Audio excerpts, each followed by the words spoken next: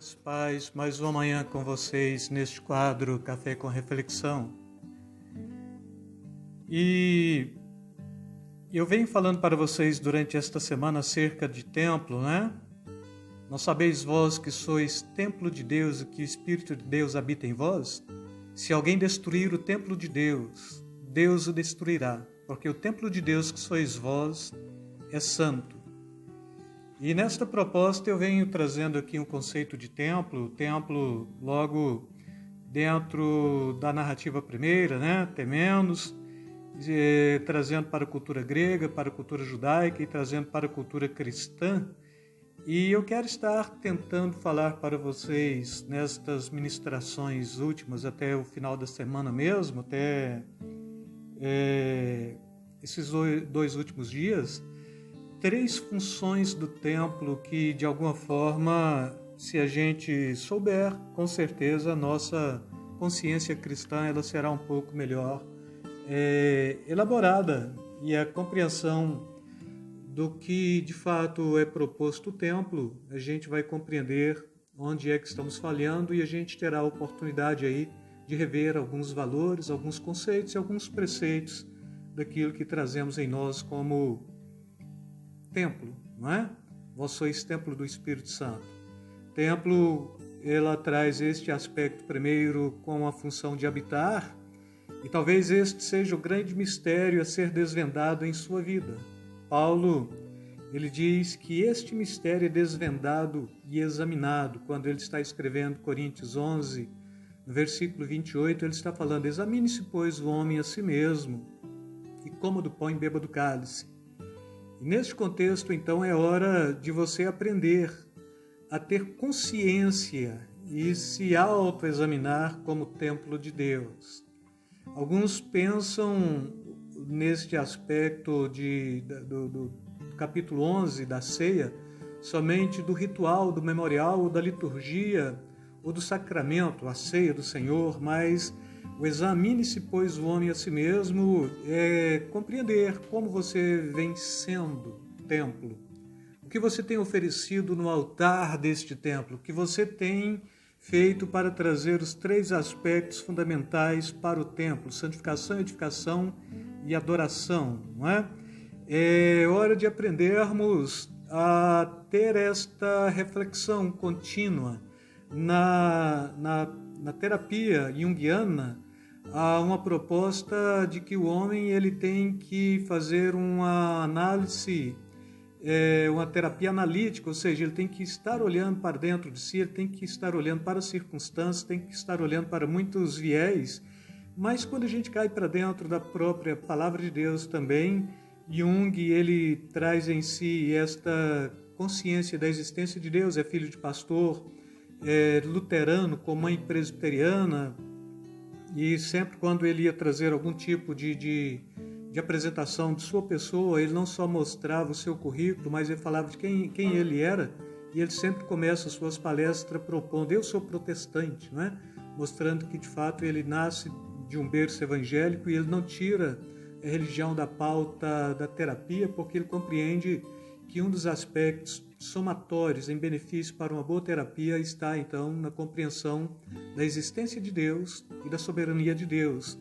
E quando a gente compreende este processo, irmãos, é hora de aprendermos a ter esta consciência de autoexaminar-se como templo de Deus. Devemos compreender que, como templo de Deus, templo do Espírito Santo, você tem que se encontrar o tempo todo de forma digna, de ser casa favorita. A gente até um tempo atrás cantava casa favorita, não é? No momento de você oferecer sacrifícios única e exclusivamente a Deus e não sacrifícios a outras entidades, porque o templo da cultura grega, ela é um templo panteão, né, de todos os tipos de Deus, é politeísta e é panteísta, porque aceita todos os deuses, mas tudo aquilo que remonta à possibilidade de ser Deus, tudo e todos os deuses. Mas quando a gente cai para dentro do Evangelho, se nós somos templos, nós somos habitação, e se somos habitação, Esta habitação é do Espírito Santo de Deus, ou do Espírito de Deus, e Paulo está falando, não sabeis que o Espírito de Deus habita em vós, não é? E neste contexto, então, a compreensão é que se eu sou morada de Deus, primeiro a Bíblia está falando, ouve, ó Israel, o Senhor vosso Deus é o único Deus, e eu diria para a própria igreja, ouve, ó igreja, o Senhor vosso Deus é o único Deus e não tem entidades. Eu não posso trazer para este templo que sou eu, ou você não pode trazer para este templo que é você, nós não podemos trazer para este templo que somos nós, entidades que de alguma forma possam tentar macular a glória de Deus. E neste contexto, todos quantos maculam a glória de Deus, de alguma forma eles estão destruindo o templo do Espírito Santo. Por isso que eu não creio na frase que se propaga abertamente, principalmente hoje, nesse período que a gente chama de hipergraça, né? Ultracalvinismo, por exemplo, de que uma vez salvo, salvo para sempre. Porque o próprio Paulo ele está falando neste contexto que se alguém destruir o templo de Deus, Deus o destruirá, porque o templo de Deus que sois vós é santo. Então aquilo que é destruído não pode de forma alguma herdar a vida eterna. E destruir significa, eu vou estar falando disso melhor aí na próxima ministração, mas significa romper laços, deixar de habitar, não é? E se alguém destruir também está trazendo a consciência do profanar. Então, se eu sou templo do Espírito Santo, eu não posso profanar este templo. Eu tenho que compreender o aspecto objetivo e subjetivo da santificação. O aspecto objetivo é que Cristo me santificou pelo seu sangue. O aspecto objetivo é que o Espírito Santo me santificou, habitando em mim. O aspecto objetivo é que Deus me santificou pelo sacrifício de seu Filho, me amando. O aspecto subjetivo é aquilo que eu devo fazer para continuar em santidade. Quem é santo, santifique-se mais, não é? E aspectos de uma vida santa, nós sabemos quais são. Vida íntima com Deus. Vida íntima com Deus, ela se dá de duas formas. É meditando na palavra de Deus e é meditando na presença de Deus. Então é Deus na palavra e é Deus, eu diria, no joelho. Cristão que sempre prostra e que tem esta proposta de estar adorando continuamente a Deus e servindo continuamente a Deus. E um outro aspecto, irmãos, templo como aspecto não só de habitação, mas como aspecto de santificação. Santificação é ter uma profunda e indissolúvel relação com a assimilação da palavra de Deus feita verdade na minha história e no meu coração. É estar conectado com a vontade de Deus, desconectado com o pecado. Pois esta é a vontade de Deus, a vossa santificação. É o que Paulo está falando em 1 Tessalonicenses, capítulo 4, versículo 3. E aí uma perguntazinha bem básica: conectado ou desconectado? Porque se você está conectado com Deus, você está desconectado com o mundo e com entidades. Se você está desconectado com Deus, você está conectado com o mundo e com entidades. E não pensem que existe aqui uma proposta neutra, porque não existe. Se você falar, olha, eu não sou cristão, mas também não sou espírita, não sou ateu, não sou nada, eu só creio na existência de um Deus, e você não está falando nada. Porque crer na existência de Deus é o mínimo que uma mente racional, humana, tem que fazer.